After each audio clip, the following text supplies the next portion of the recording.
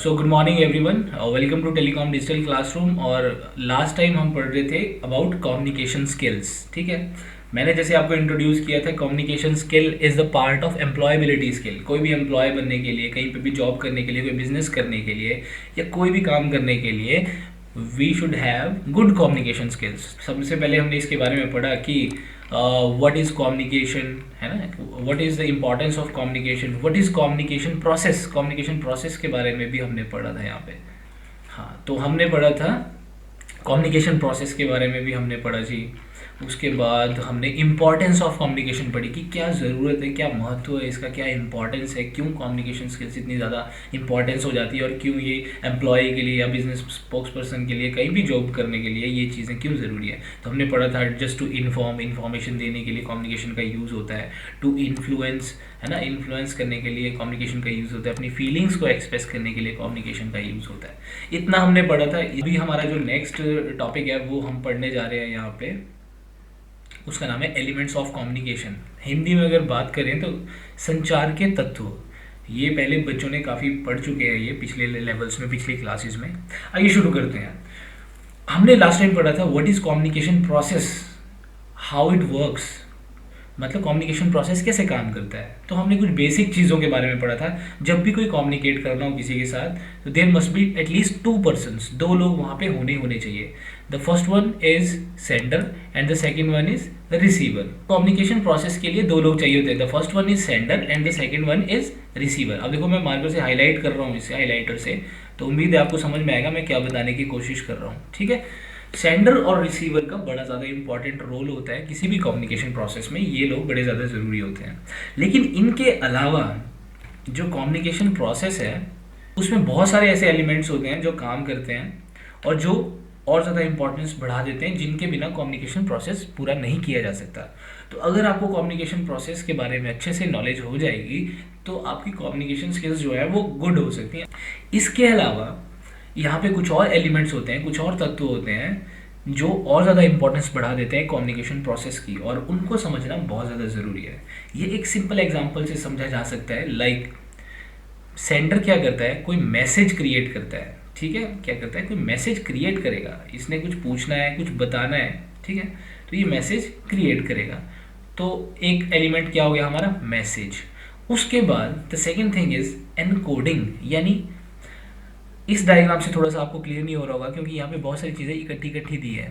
ठीक है, तो आइए एक और डायग्राम से समझते हैं, आपको ज़्यादा क्लियर हो जाएगा। ये देखिए, ये एक डायग्राम है, मुझे उम्मीद है आपकी स्क्रीन पे, आपको फुल स्क्रीन मोड पे ये दिखाई दे रहा होगा। तो आइए समझते हैं। वो जो डायग्राम मैं आपको वहाँ पे बता रहा था उसी का मैंने एक ईजी वे बनाया हुआ है यहाँ पे, ताकि आपको अच्छे से समझ में आ जाए। यही वाला डायग्राम है वो। इसमें क्या है, एक सेंडर है, एक रिसीवर है। सेंडर ने कोई मैसेज दिया रिसीवर को, कोई इन्फॉर्मेशन दी रिसीवर को, means he is giving information to receiver, और रिसीवर ने क्या किया, उसको रिसीव किया। ठीक है, और क्या किया, उसको डिकोड किया, और उसके बाद वापस जो है सेंडर को रिप्लाई कर दिया। लेकिन सेंडर से रिसीवर तक मैसेज पहुंचाने के लिए बीच में एक चैनल की ज़रूरत होती है, यानी एक मीडियम की ज़रूरत होती है। ठीक है, अब ये मीडियम क्या है, मैसेज क्या है, एनकोडिंग क्या है, डिकोडिंग क्या है, और इसका फीडबैक क्या है, ये सारी चीज़ों को समझते हैं इस डायग्राम से। ठीक है, वो सारा प्रोसेस हमने इस साइकिल में यहाँ पे बना के बताया है। तो लेफ्ट साइड में आप देख सकते हैं यहाँ पे सेंडर है, ब्लू कलर का जो सर्कल है वो सेंडर है, और जो दूसरा ब्लू है राइट साइड में वो रिसीवर है। सेम टू सेम उसी को हमने इस साइकिल में बताया है। तो सेंडर जो होता है सबसे पहले वो क्या करता है, वो उसके पास कोई मैसेज होना चाहिए। वो उसका थॉट हो सकता है, उसकी फीलिंग्स हो सकती है, या कोई इन्फॉर्मेशन हो सकती है, कोई आइडिया हो सकता है ना, वो किसी भी रूप में हो सकता है। जैसा कि हमने डिस्कस किया था कि जो कम्युनिकेशन होती है क्या होती है, वो communication it can be idea, thought, है ना, फीलिंग्स, फैक्ट, इन्फॉर्मेशन, ये सारी चीज़ें कुछ भी कम्युनिकेशन में हम यूज़ करते हैं। तो सबसे पहले क्या इंपॉर्टेंट फैक्टर हो जाता है, मैसेज। सेंडर के पास क्या होना चाहिए, मैसेज। तो यहाँ पे मैंने मैसेज सर्कल में बनाया है। तो मैसेज क्या होता है, message is the content of communication, यानी संचार की सामग्री। कंटेंट जो हमने बोलना है, जैसे सपोज इसने पूछना था हाउ आर यू, या इसने पूछना था कि weather is very good today, है ना, या आज मौसम बहुत अच्छा है, इट्स रेनिंग टुडे, है ना, कोई भी मैसेज हो सकता है। तो उसको क्या बोलेंगे, संचार की सामग्री। अभी सेंडर ने मैसेज भेजा नहीं है, अभी सेंडर ने सिर्फ मैसेज सोचा है, समझा है, अब वो क्या करेगा, रिसीवर को उसने संदेश भेजना है, मैसेज भेजना है, तो उसे ये समझना होगा कि जो रिसीवर है वो कौन सी लैंग्वेज समझता है, वो किस भाषा को समझता है, वो कौन सा साइन समझता है, वो कौन सा सिंबल समझ सकता है। ठीक है, जैसे अभी मैं आपसे बात कर रहा हूँ तो मैं यहाँ पे दो लैंग्वेजेस का यूज़ कर रहा हूँ। The first one is Hindi and the second is English, क्योंकि मुझे पता है आप हिंदी भी समझ लेते हैं एंड इंग्लिश भी समझ लेते हैं, और आपका सिलेबस जो है वो Hindi and English medium both है। ठीक है, एक मिला जुला सा है। हिंदी वैसे भी आपकी मदर टंग है एक हिसाब से, वैसे तो पहाड़ी मदर टंग है पर हिंदी मदर टंग है। एंड इसके अलावा इंग्लिश जो है वो आपकी ऑफिशियल लैंग्वेज है, इंग्लिश में आपका सिलेबस है। ठीक है, तो मैं हिंदी और इंग्लिश दो लैंग्वेजेस यहाँ पे यूज़ कर रहा हूँ। तो मैं मान लिया यहाँ पे मैं हूँ सेंडर, आप हैं रिसीवर। तो सबसे पहले मैं कोई भी आपको बात बताने से पहले मैसेज यानी सोच रहा हूँ मैं, ठीक है, फिर मैं उसको एन कोड कर रहा हूँ यानी उसका कोड बना रहा हूँ। कोड बनाने का मतलब है मैं उसको किस तरीके से आपको बता रहा हूँ। तो देखो मैं यहाँ पे क्या क्या तरीके आपको बताने के लिए यूज़ कर रहा हूँ। एक, मैं लैंग्वेज का यूज़ कर रहा हूँ, मैं कभी इंग्लिश में बोल रहा हूँ, कभी हिंदी में बोल रहा हूँ, कभी मैं आपको स्क्रीन पे ये डायग्राम्स दिखा रहा हूँ। तो यानी मैं उस मैसेज का क्या कर रहा हूँ, कोड बना रहा हूँ, ताकि रिसीवर को वो कोड अच्छे से समझ में आ जाए। तो कोड बनाने का मतलब क्या है, कोड बनाना अपने मैसेज को किसी भी लैंग्वेज में कन्वर्ट करना, या किसी फोटो में कन्वर्ट करना, या किसी और चीज़ में कन्वर्ट करना, किसी सिंबल साइन में कन्वर्ट करना इज कॉल्ड एज एनकोडिंग। ठीक है, अब जी सेंडर का मैसेज था, मैसेज को उसने एक लैंग्वेज में कन्वर्ट कर दिया, मैंने डिसाइड कर लिया मैं इस लैंग्वेज में रिसीवर को अपना मैसेज भेजूंगा। अब मीडियम चाहिए, मीडियम होता है माध्यम, मीडियम या चैनल होता है माध्यम, यानी ये कौन लेके जाएगा मेरा मैसेज रिसीवर तक, कोई तो चाहिए।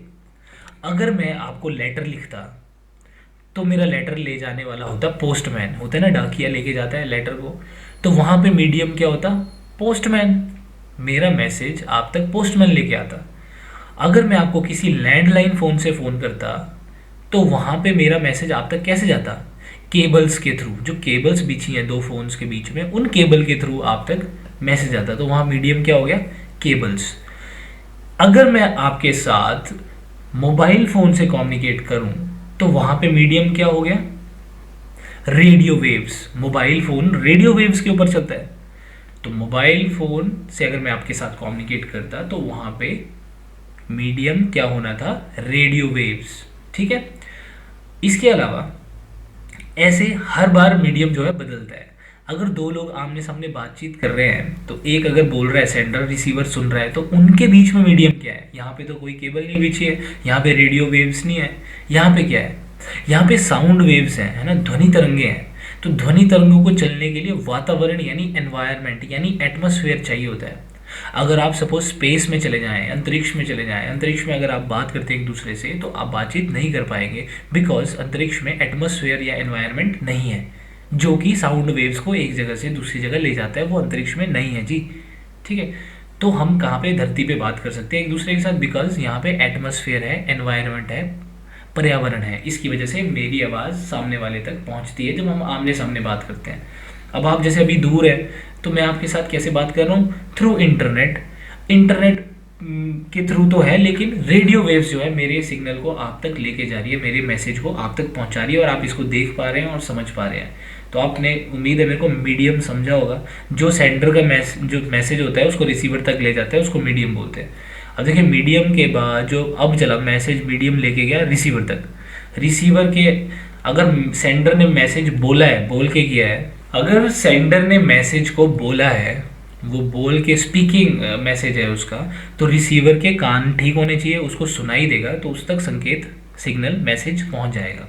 अगर सेंडर ने लिख के भेजा है तो वो लेटर अगर उस तक पहुंच जाता है, इसका मतलब वो रिसीव कर रहा है। अगर उसने रेडियो वेव्स के थ्रू पहुंचा है तो उसके मोबाइल फ़ोन अगर ठीक है तो मतलब रिसीवर तक मैसेज पहुंच गया। अब सपोज जैसे मैं कुछ भी बोल रहा हूँ, उसमें मेरा मैसेज है, उसको एनकोड कर लिया, मीडियम आप तक पहुँचा रहा है, आपको सुनाई दे रहा होगा स्क्रीन पे मेरा मैसेज, यानी मैं जो भी बोल रहा हूँ वो बातें आपको सुनाई दे रही होगी, क्योंकि आपका फ़ोन ठीक है, आपका इंटरनेट सिग्नल ठीक है, और यहाँ से सब कुछ प्रॉपर वे में आ रहा है, तो मतलब आपके मोबाइल पर मेरी आवाज़, मेरा ऑडियो अच्छे से सुनाई दे रहा होगा। तो यहाँ तक मतलब वो प्रोसेस कंप्लीट हो रहा है। अब सडनली अगर मैं इसकी जगह कोई और लैंग्वेज ही यूज़ करने लग जाऊं, जैसे कि if you are talking, suppose कुछ समझ में आया, नहीं आया समझ, बिकॉज मैंने कोई ऐसी लैंग्वेज का यूज़ कर लिया बीच में जो आपको पता ही नहीं है, ये कोड्स आपको पता ही नहीं है ना, ये लैंग्वेज आप जानते ही नहीं है। अगर मैं बीच में कोई ऐसी लैंग्वेज बोलने लग जाऊं तो इसका मतलब रिसीवर के पास आपको सुनाई तो दे रही है मेरी आवाज़, किसी और लैंग्वेज में भी सुनाई दे रही है, ठीक है, लेकिन वो आपको समझ में नहीं आ रही है। तो रिसीवर क्या करता है, जब उसके मैसेज पहुंचता है उसको डी कोड करता है। देखो ये एन कोड का उल्टा है। एन कोड का मतलब होता है किसी भाषा संकेत में अपने मैसेज को कन्वर्ट करना, डी कोड का मतलब उसको समझना, उसको समझना। तो रिसीवर क्या करेगा, अब लैंग्वेज को समझेगा कि लैंग्वेज हिंदी बोल रहे हैं, इंग्लिश बोल रहे हैं या कोई और बोल रहे हैं। अगर उसको समझ में नहीं आता है तो ये कम्युनिकेशन प्रोसेस यहीं टूट जाएगा, ठीक है। अगर उसको समझ में आ गया तो अब रिसीवर क्या करेगा, जैसे मैंने आपको पूछा कि क्या आपको आवाज़ सुनाई दे रही है, तो मैंने हिंदी में पूछा, आपको समझ में आ गया। अगर मैं इसी बात को किसी और लैंग्वेज में बोल देता, मैं बोलता इस तलबिस्ता, तो आपको कुछ समझ में नहीं आता क्या बोले, तो आप रिप्लाई नहीं करते मुझे, ठीक है, क्योंकि आपको ये कोड पता नहीं है, ये लैंग्वेज पता नहीं है, तो ये प्रोसेस यहीं टूट जाता। लेकिन अगर मैं आपको उस लैंग्वेज में बोल रहा हूँ जो आप समझते हैं, तो आपने उस लैंग्वेज को, आपका दिमाग समझ रहा है कि ये हिंदी या इंग्लिश में पूछा गया क्वेश्चन है, और फिर जब आपको वो मैसेज समझ में आ जाता है तो आप करते हैं हाँ जी सुनाई दे रहा है। इसका मतलब आप दे रहे हैं मुझे फीडबैक। फीडबैक का मतलब होता है प्रतिक्रिया, यानी सेंडर के मैसेज का रिप्लाई करना फीडबैक कहलाता है ना। It is the reply of sender's message. What is feedback? If someone asks you, what do you mean by feedback? It means that it is the reply of sender's message. ठीक है, receiver ने क्या किया, decoding. Decode मतलब it is the understanding of sender's message, मतलब ये sender के message को समझना है, decode. And what is feedback, it is the reply और answer of the sender's message, ठीक है। अब इसका जो फीडबैक है ये भी किसी मीडियम के थ्रू वापस जाएगा। आप जैसे मैंने जैसे आपको रेडियो वेव्स के थ्रू मैसेज भेजा, तो आप जो है आप भी मुझे रिप्लाई करेंगे, तो रेडियो वेव्स ही मुझ तक आपकी हाँ जी नहीं जी लेके आएगा और वापस सेंडर तक आएगा, और ये प्रोसेस दोबारा शुरू हो जाएगा। जब सेंडर बोल रहा है तो सेंडर बन जाता है और रिसीवर सुनने वाला बन जाता है। जब रिसीवर रिप्लाई कर रहा है तो रिसीवर सेंडर बन जाता है और ये रिसीवर बन जाता है। यानी जो मैसेज भेजता है वो सेंडर होता है और जो मैसेज रिसीव करता है वो रिसीवर होता है।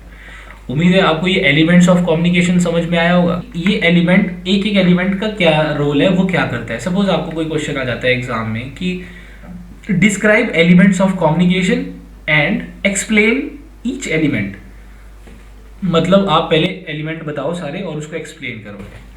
तो एलिमेंट जो आप ऐसा डायग्राम बना लोगे, एक्सप्लेन करने का मतलब हर एलिमेंट का, हर साइकिल का, हर सर्कल का रोल बताना है आपने। Like what is the role of sender, sender करता क्या है, तो sender is one who sends the message to receiver, ठीक है, जो मैसेज भेजता है, it sends the message. What is message, message is the content of communication, ठीक है, message is the content of communication. Encoding, encoding means to convert a message into a language or any sign, है ना। It is the conversion of a message into any language or any sign। फिर medium, medium carries the message from sender to receiver। Who is medium? Medium carries, carries का मतलब ले जाना। Medium carries message from sender to receiver, ये sender से receiver तक ले जाने का काम करता है, जो मैंने एरो बनाया हुआ है यहाँ पे। Who is receiver? Who receives the message is called as receiver. Who receives the message is called as receiver. What is decoding? What is decoding? Decoding means to understanding the language of message, to understanding the message by sender. जो sender ने message भेजा है उसको understand करना is called as decoding. What is feedback? Feedback is the reply or giving answer of the sender's message. Feedback क्या होता है, sender के मैसेज का रिप्लाई करना is called as feedback. Medium तो फिर वही मैंने आपको बता दिया, medium is one who carries message from sender to receiver. Medium कौन होता है, जो कैरी करता है मैसेज को सेंडर से रिसीवर तक